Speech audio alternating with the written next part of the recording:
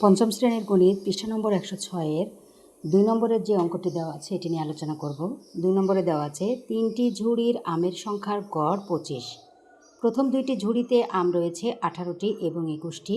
তৃতীয় ঝুড়ির আমের সংখ্যা কত? তাহলে এখানে বলেছে যে 3টি ঝুড়ির আমের সংখ্যার গড় হচ্ছে 25। তাহলে গড় যদি দেওয়া থাকে তাহলে মোট আমের সংখ্যা বের করতে হলে এই গড়ের যে সংখ্যাটি দেওয়া থাকে এটার সাথে যে কয়টি ঝুড়ি দেওয়া থাকে এইগুলো গুণ করলে কিন্তু মোট বের হয়ে যায়।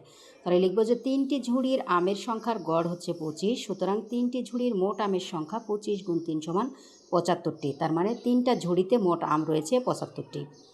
এখানে 2টি ঝুড়িতে আম রয়েছে 18টি এবং 21টি, অর্থাৎ 2টা ঝুড়িতে একটা রয়েছে 18টি এবং আরেকটিতে রয়েছে 21টি।